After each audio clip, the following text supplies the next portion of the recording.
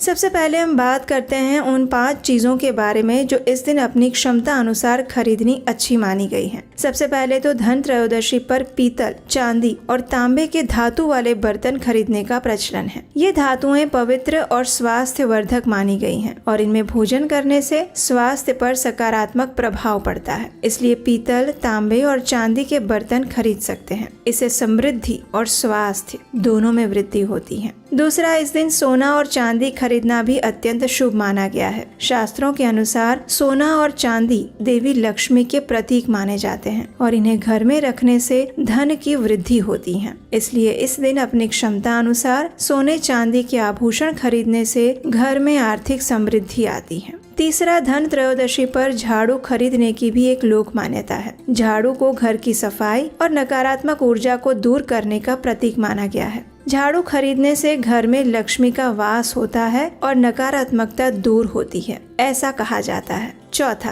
धन त्रयोदशी के दिन जिनका प्राकट्य हुआ था वे भगवान धन्वंतरी स्वास्थ्य और आरोग्य के देवता हैं। इसलिए इस दिन आयुर्वेदिक औषधियाँ खरीदना और स्वास्थ्य को प्रोत्साहन देने वाली चीजें लेना भी शुभ माना गया है। अगर संभव है तो इस दिन स्वास्थ्य संबंधी वस्त्र, वस्तुएं या फिर औषधियाँ खरीदनी चाहिए जो आपके स्वास्थ्य को लाभ पहुँचाए। पांचवा, मनुष्य का वास्तविक धन उसके कर्म और उसका ज्ञान होता है। भौतिक धन एक न एक दिन समाप्त हो जाएगा, लेकिन ज्ञान का धन मनुष्य के इस जन्म में भी और उसके अगले जन्म में भी उसके साथ रहता है। इसलिए इस दिन आप भगवत गीता, श्रीमद् भागवतम, चैतन्य चरितामृत, वेद, पुराण, उपनिषद इत्यादि जैसे हमारे वैदिक ग्रंथों की खरीदारी भी कर सकते हैं, क्योंकि हमारे वैदिक ग्रंथ हमारे इस जन्म में तो साथ रहते ही हैं, लेकिन हमें इस जन्म मृत्यु के चक्र से भी मुक्त होने का ज्ञान प्रदान करते हैं। इसलिए वे हमारी सबसे बड़ी संपत्ति हैं। तो इस प्रकार से इस दिन आप कोई भी वैदिक ग्रंथ,